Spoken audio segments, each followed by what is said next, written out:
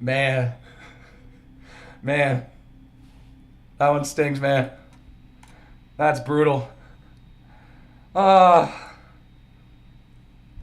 Oh, guys. Ah.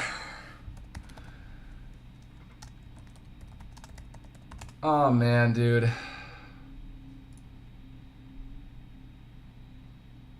Oh, wait, that's the wrong one. Ah. Oh, man.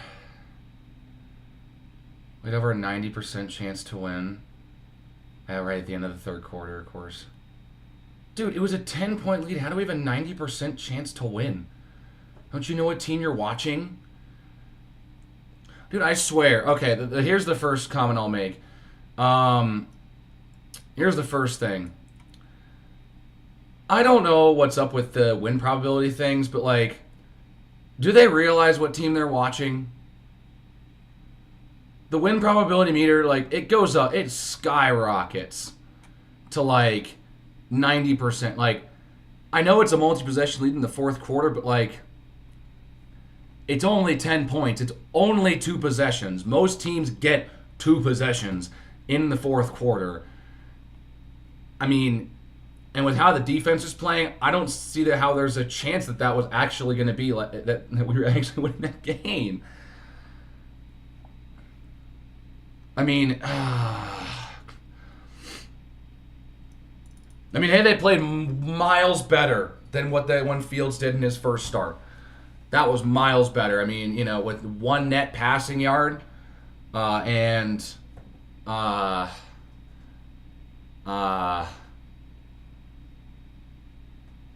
like less than 50 yards total offense net yards. Played much better. Only lost by 3 this time, but, like, that's what happens when you play a seasoned veteran.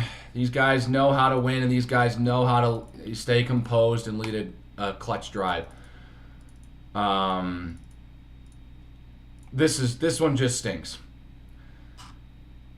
I know a lot of people will be way more frustrated than this. I'm not too upset. This team wasn't going to the playoffs.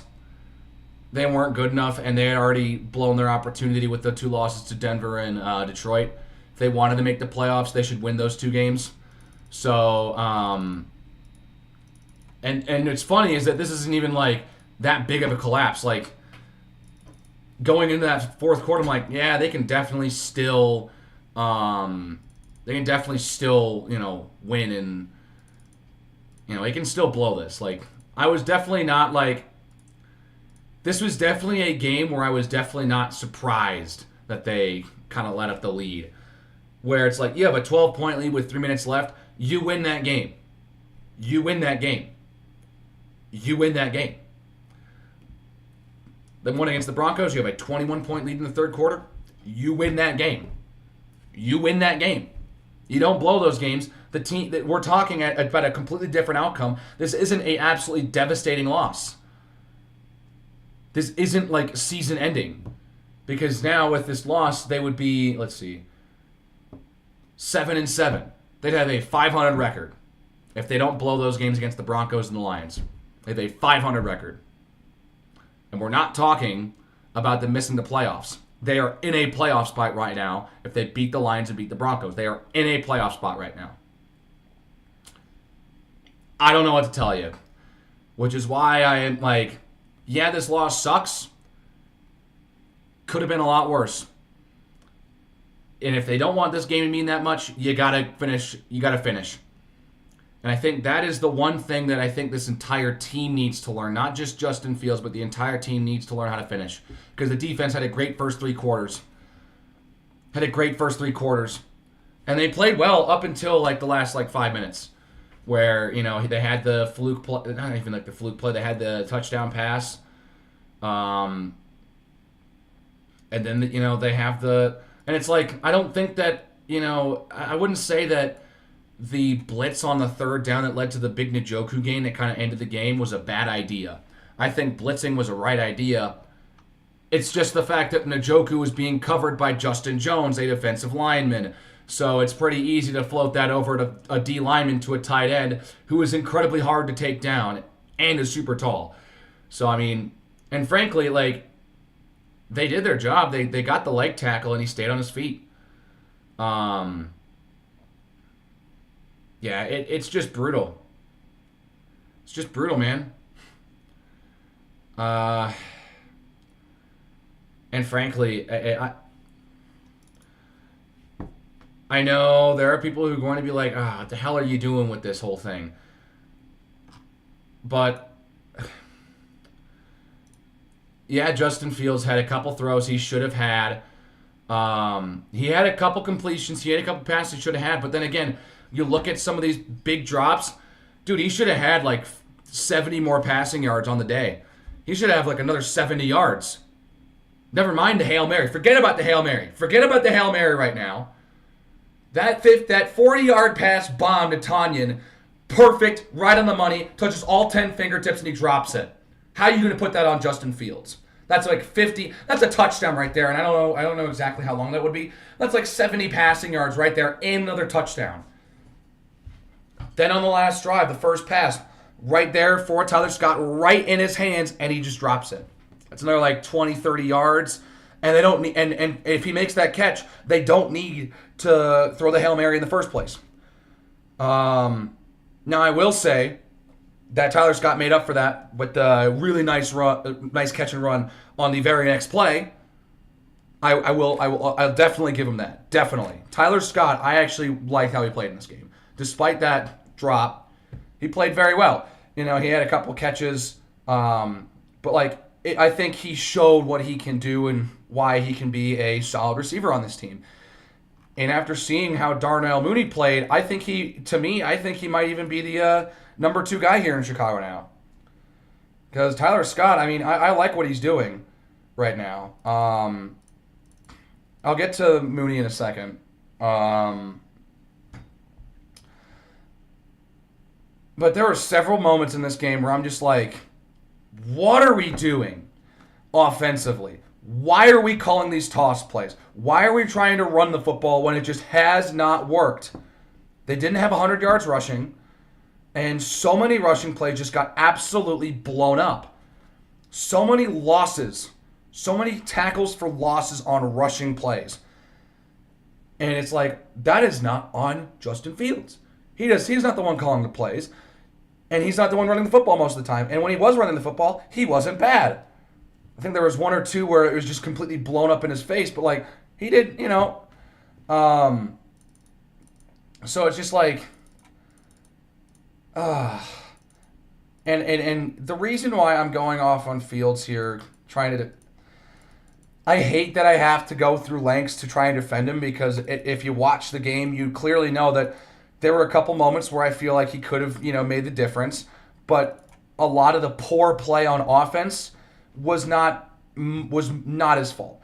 There were plenty of passes that I think he probably could have had. But, I mean, again, I think this was the first game this year where I truly think that he was kind of running for his life again, like it was last season.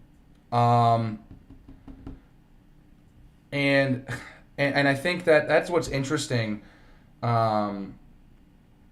It's like, this is what we saw when Fields had his first start 2 years ago against the Browns. Just had no time to throw, was sacked 9 times. I think like 4 or 5 times by Myles Garrett. And I don't think he got a sack today, but he was still, once again, an absolute issue and a problem, forcing a ton of incompletions from Justin Fields.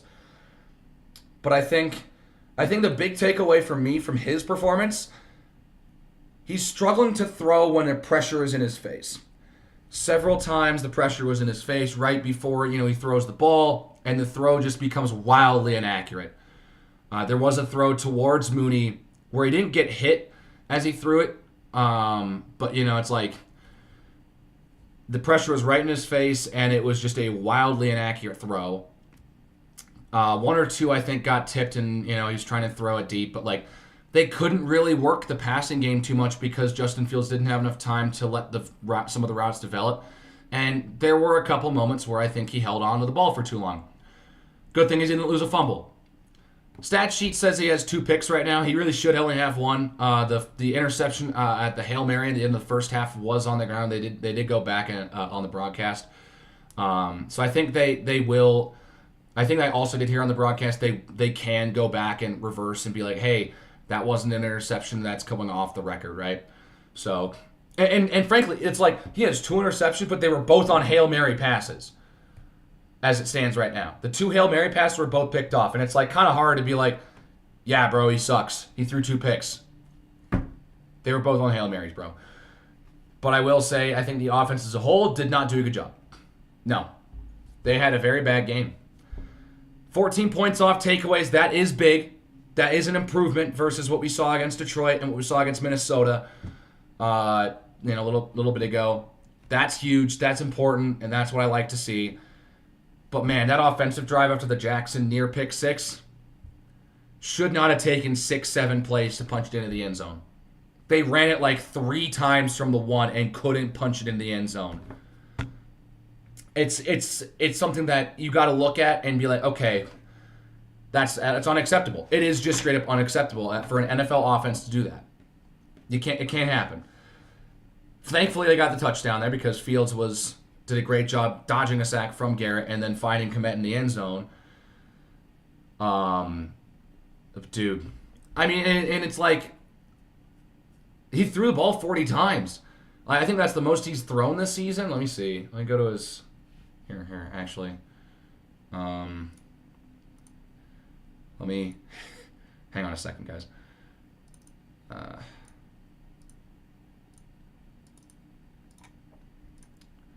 right, I'm going to pull this up here.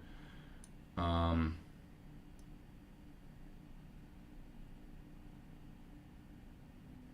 right, I'm going to pull this up. I'll get to the comments here in a minute. I kind of wanted to get through some of my thoughts first. That's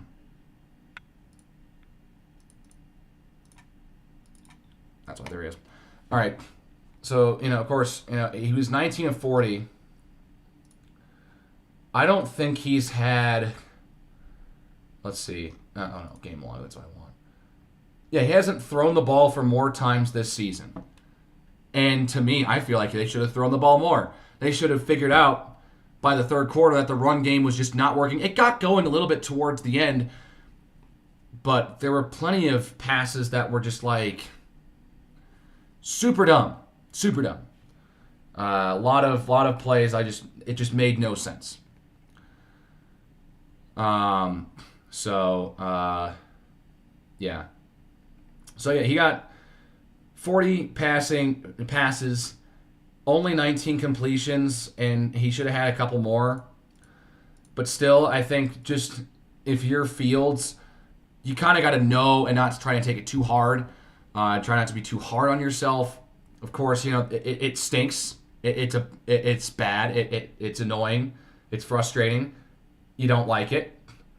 But you kind of at some point be like, okay, what are some of these incompletions and how can I improve and how can I make sure I can have these go for completions? Because I think it's a good idea to practice having pressure in his face and throwing right in front of people because he has not been good when pressure's in his face and he's been hit when he throws. Has not been good. Has been, frankly, pretty awful. Has to have a clean pocket. Has had more of that this year and has looked better this year, but I think that's the next step for him for his development. But that's, I don't know.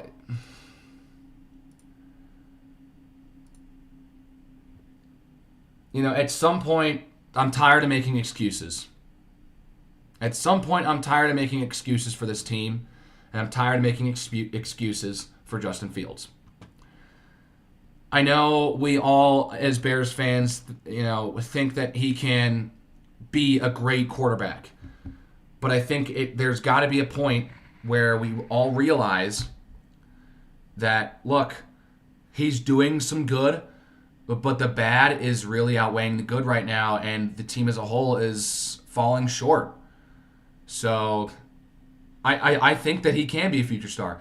And I know for a fact, and I know this because this is totally going to happen, he gets traded to a team like the Falcons or the Steelers, he becomes a great quarterback because he has a support system and a coaching staff that cares about his development and will play to his strengths and will not make boneheaded toss plays on first down when the toss play had not worked for, the entire game. So, hang on. There we go. Oh, boo. There we go. So, let me get to some of your comments here. This organization will never care about the fans. I think that is definitely... I think that's a bit of an overreaction. I personally don't think George McCaskey cares about the fans. But I don't think that's that the loss today is proving that he doesn't care. I think it's more just he doesn't care what they do just as long as they make money. So he kind of goes hands off and kind of doesn't really let things. So he as an owner, I don't like McCaskey. I don't like him very much. I'm going to be honest. Don't think he's a great owner. Has not been great since he took over. But I think when it comes to the organization, I think I'm in a bit of a state of flux with them right now because we have a new president. I think that's something that one of my favorite parts about the offseason was that Ted Phillips retired and we got Kevin Warren, and I really like Kevin Warren. It used to be the Big Ten commissioner, and look what the Big Ten has done during his time as commissioner.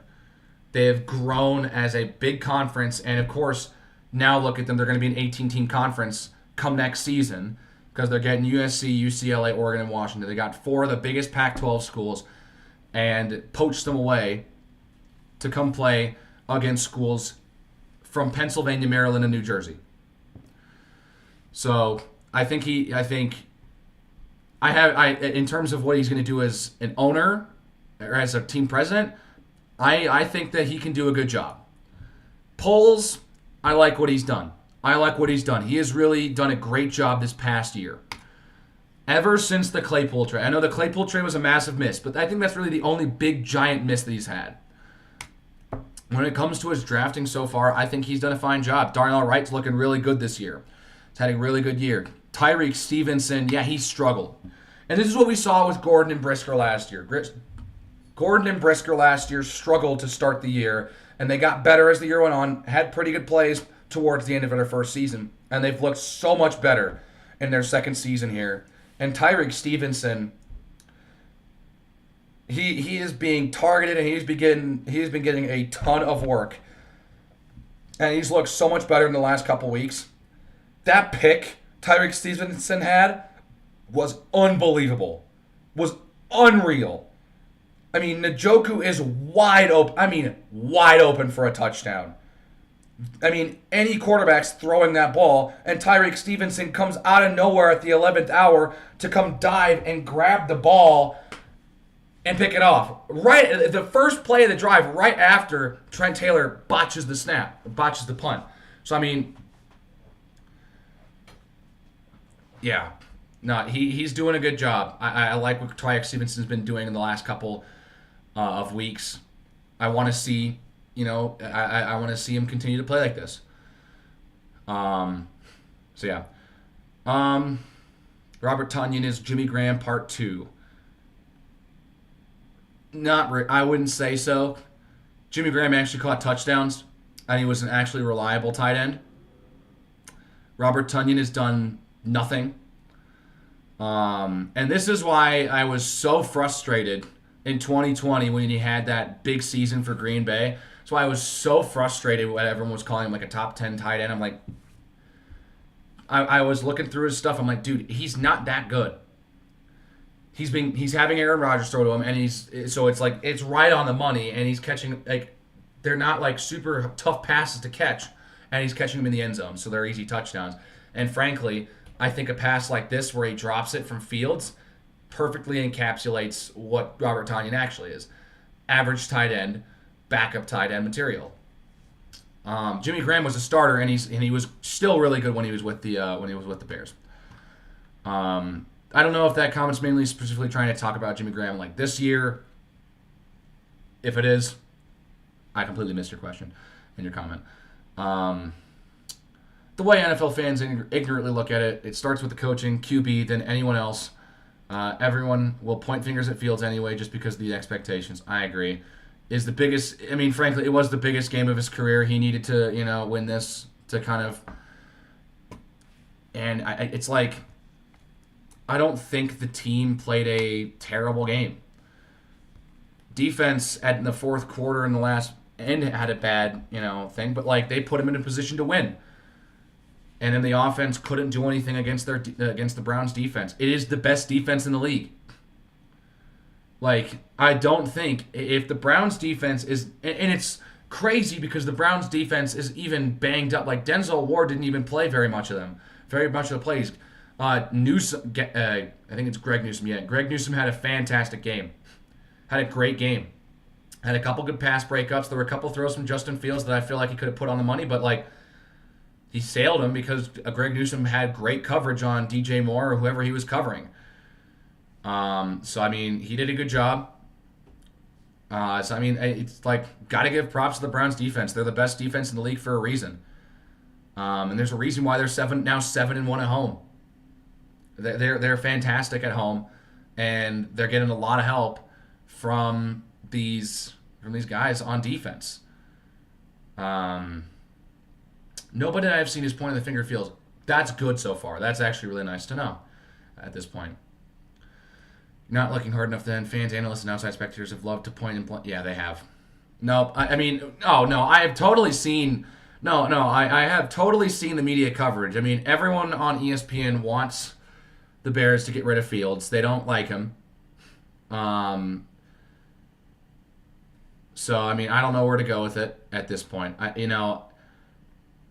My opinion is probably keep him for. Frankly, I think not a bad decision would be to, maybe draft Caleb Williams and then have him sit for a year behind Justin Fields, see if he, plays well. If he stinks it for another year, well, goodbye. We have a quarterback who just sat for a year.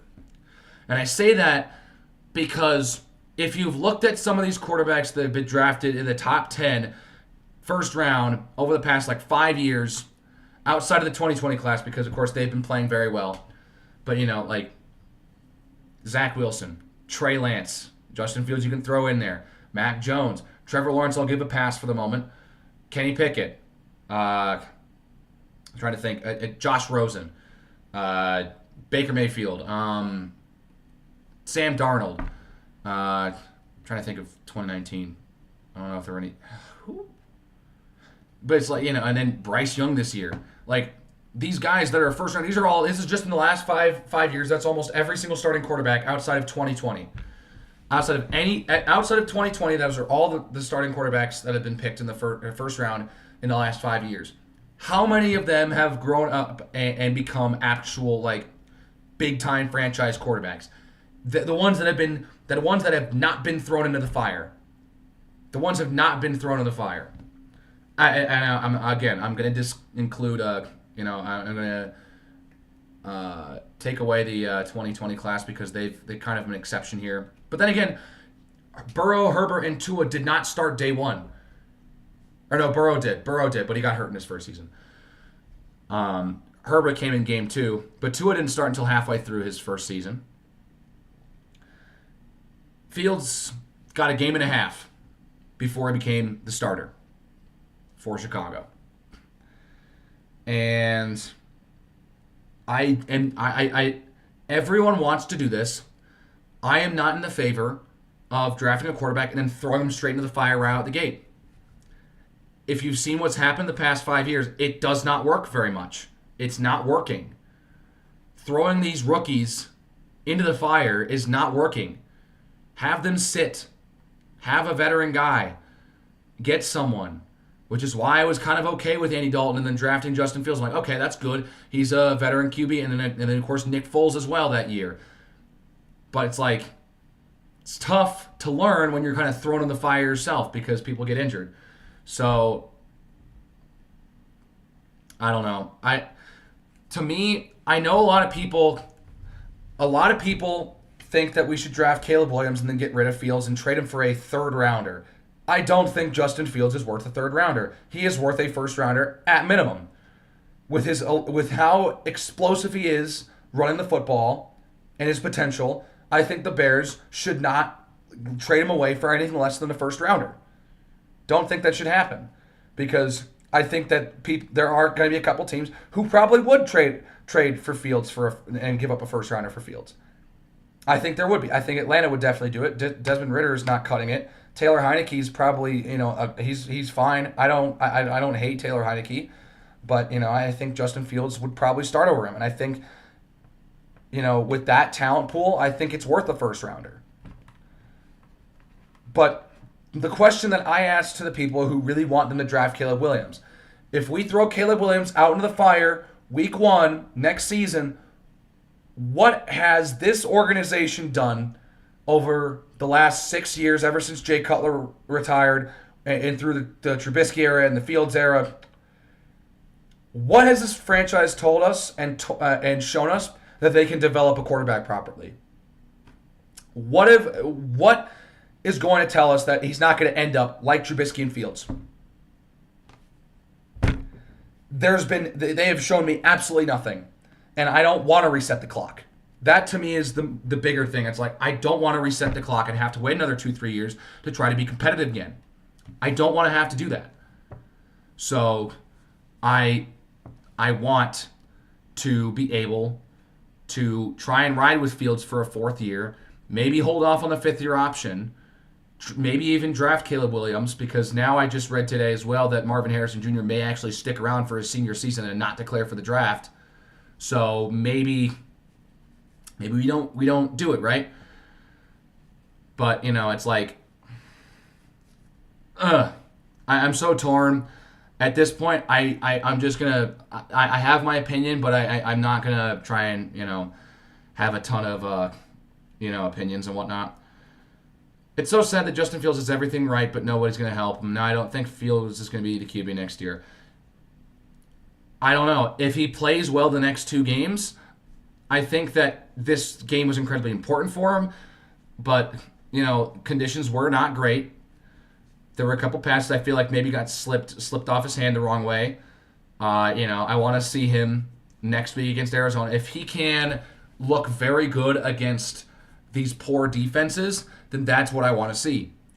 Now, it's tough to gauge this, and I think what we're all forgetting is that the Browns are the best defense in the league. It is a tough place and we had to play on the road. It is a tough place to play. It is a tough defense to play. Fields, for the first time this season, I feel like really looked like he was panicking at least once every 3-down series. The offense had like 8 3-and-outs or something, I heard. I mean, and it's like, we're not going to get first downs if we run toss plays on first down and lose 4 yards. It's not happening. Should have won that game. I agree. They should have won that game, but I understand why they lost it. Because it's like, look, the Browns defense hunkered down, and they kept forcing 3-and-outs. The offense couldn't do anything. They had to have takeaways to do anything. Of course, Edmonds had the pick 6. Fields had the touchdown pass off the Jackson pick that got them down to the 2. The offense, on strictly possessions that they were given the ball to, not off of takeaways, scored 3 points. If the defense doesn't play the way they do, they're not even in this game to begin with. So, Justin Fields not a bad QB, but yes, we do need another one. At least we have 2. I agree. We do have two first rounders this year. I agree. I am happy about that. And it's weird because we've done plenty of trading first rounders in the last half decade, 6 years, 7 years. Of course, we traded 2 first rounders for Khalil Mack. We traded another first rounder for Fields. So I think that we're going to have a good opportunity to grab a QB or a receiver first overall, or even trade back if they want to. I think that them having the first overall pick will be absolutely huge. So, yeah. And as long as we beat the Packers, oh my God. I don't know what happened. I didn't get a chance to see anything from that game today, but defense led up 34 points to Baker Mayfield and the Bucs at home. Everyone thought Jordan Love was him after he beat the Kansas City Chiefs, and he's lost 2 straight to the Giants and the Buccaneers. I'm not saying anything. But, we'll see. We'll see how things work. We'll see how things are going. With two of the top draft picks, I understand the concern to draft QB, especially in this draft, but there's also a lot of important offensive defense pieces you can take to help field instead. I agree. If they don't go for a quarterback, I would love them to draft a receiver. Because if there's anything that was shown to me today, I think probably having a solid number 2 is really important. Because I think we all going into this year thought Mooney was going to be a good number 2, and he has not played well this season. I have not been a fan of what Darnell Mooney has been doing this year. And he's not getting open. He's not making catches. Here, we'll switch here. All right. Oh, that's why. Duh. Hang on. All right. Here we go. Darnell Mooney. It's got... Let me move my camera here. 27 receptions for 395 yards. Has 1 touchdown this year. Go to his game log here. 2 receptions, 2 receptions, 2 receptions, 1 reception, 2 reception, 5 receptions, 1, 4, 2, 0, 4, 0, 4. He has been... I agree. Darnell Mooney has been extremely frustrating this year. Yeah, he had a peak. He's being a wide receiver 3 right now. He is, and this is why I think they should draft a receiver, because Mooney had a good year last year, but he has not had a great year. 14 yards, 44 yards. He had 7 targets against the Lions. 8 targets today. 8 targets, really? Dude. Did he get a target for the Hail Mary? Maybe that's why. 14, 82, 41, 32, 48. I mean, he had a good 4-game stretch here. There's only 1 reception, though. 51 yards, 53. I mean, I don't know, man. It's just... It's just not good. These aren't good numbers, and I think he's getting a lot of targets, too. He's gotten 49 targets this year. Now, granted, I think there are a couple passes that he could have had if he was a little taller. Because Fields, I will agree, has, he struggled a little bit to throw the football to him because of that. But it's like his hands have not been great this year. His hands were great last year. He was reliable to do that this year.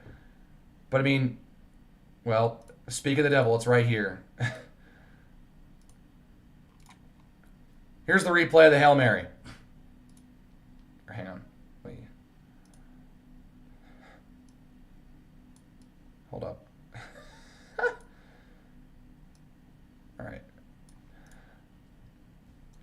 Goes up. This is a typical Hail Mary. This is a typical Hail Mary where, it just everyone's bunched up and it gets knocked down in front of the pile and, it falls down. But Mooney is falling down and the ball is... It is in his hands. It is in his hands right here. In his hands, right on the numbers. And it just pops right out. Pops right out. And then he kicks it up, and that's why the pass is intercepted. And frankly, if what's-his-face is not there, who's that? Is that Velus Jones? He could have had a shot at it, but it's Velus Jones. I don't trust him. I don't trust Velus Jones. So, that is... That's what's up with that. I mean, he dropped it. He just drops the Hail Mary. And Mooney could have saved the season and saved his own season for his own sake with that catch if he held on to it. It's a shame. Really is a shame.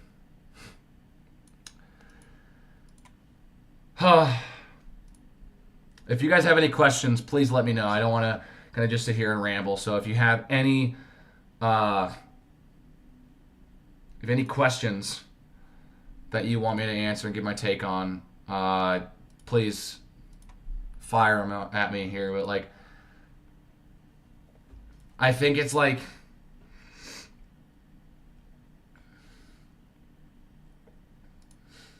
it's frustrating because for some of these quarterbacks like Joe Flacco, 300-yard games seems so simple and so routine for him, but it's like Fields has had one 300-yard game in his career, and that was the game against the Broncos this year. And I think it's like I agree we should let him throw. I agree we should let him throw more. I like that we threw the ball 40 times. I think there has to be a higher completion rate, and I think they should probably stretch the field a little bit more. I think that next week is a very good potential to do something like this.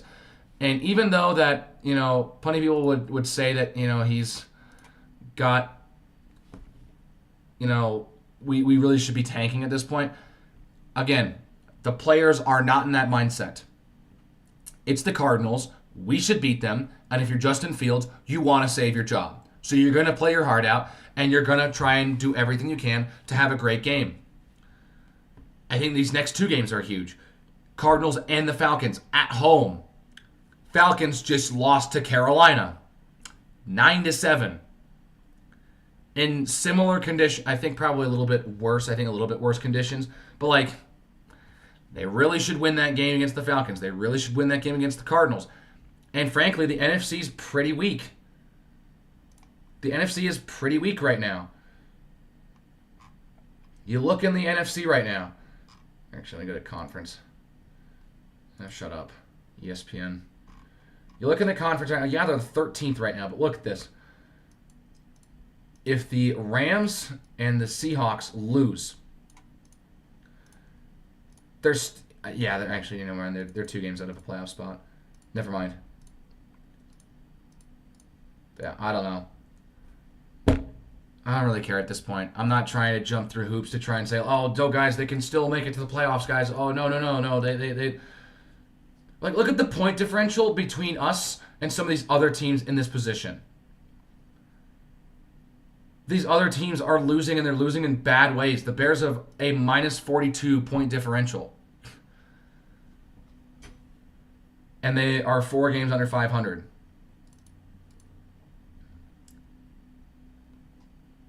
I don't know. It's just, they're struggling big time right now. And look at some of these other teams that are at the bottom of this conference. They're scoring more points than every one of them.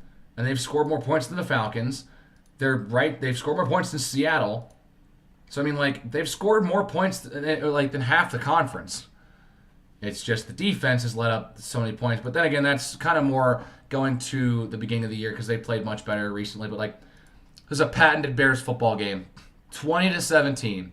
Patented Bears football. It really took me back to those games from, 2015 to 2019. Those hard-nosed games where the defense is doing everything they can to keep the team in it, and then the offense just can't do anything.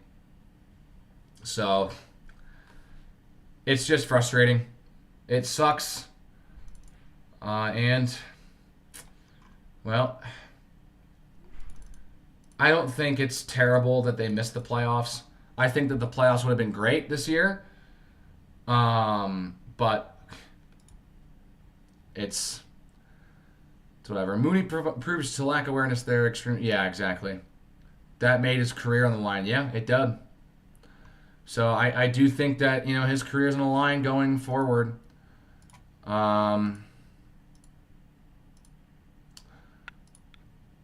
there you go. Those are my thoughts. If you guys have any questions, let me know here in the next couple minutes. Otherwise, I'm going to go ahead and get off and record the normal reaction that you're all used to seeing. And then I got a paper to write tonight that I got a final to do tonight. So I got to move on with my day. I got to put this behind me. Can't sulk on it too long. If there's one thing that I've learned as my time as a Bears fan over the last 10 years is that don't get too upset. They're gonna disappoint you. They're gonna let you down. They're going to frustrate the hell out of you. Don't let it get to you. Don't let them dictate your happiness. Don't let them dictate how your week goes just because of the result of the football game. Yeah, it stinks. They lost in brutal fashion again this year. But you know what? It's now in the past. Can't do anything about it. You look forward to next week, and you know it's like you look forward to next season. We all move on with our lives. That's all what we need to do. And yeah. Well, there are my thoughts. I just want and for anyone who's like, oh, they should take and go 5-12. No. Try and win. Try and win. Because you pretty much have the first overall pick locked up. I know one win's gonna ruin your draft positioning. I know it's gonna do that. But what I care more about is seeing how Fields looked over the last 3 games and seeing what he can do and to show us, the fans, the media, his coaches, and more importantly, his coaches and the GM, if he can be the guy and show us if he can be the starting quarterback next year for the Chicago Bears. Because if he plays poorly for the next couple games and they lose, yeah, they're going to draft another quarterback, and the time and Fields' career is over, which stinks because I liked him. I really like Justin Fields. So, yeah, I have no idea what's going to happen, but I want to see them play competitive football. I want to see them play well, and frankly, I want to see them win out. I want to see them go 8-9. I want to see them win the rest of their games because I want to see Fields play good against inferior competition. And then, of course, I want to see him beat Green Bay. So those are my thoughts on it. And, yeah, if you want to stick around and, like the video, hit that subscribe button so you don't miss this week's reaction and the last 3 reactions for the Bears this season. I'm at a bit of a crossroads with the state of the channel. I can give an update at the end of the year. Kind of give you guys an update, see where I am in terms of the availability to be able to make content like this. Because as I've stated before, I do want to get into the sports field, and I want to be in the sports broadcasting field. How smart it is for me to continue to make content like this while pursuing that type of a career, I have no idea. So we'll see. We'll see over the next year, but I want to enjoy these last couple weeks. Even if they are the last couple weeks with Justin Fields. And with that, I will say so long. If you enjoyed this stream, please give it a like. Please subscribe so you don't miss this week's reaction. And I'll see you guys later. Have a great Sunday, everyone. I'll see you later.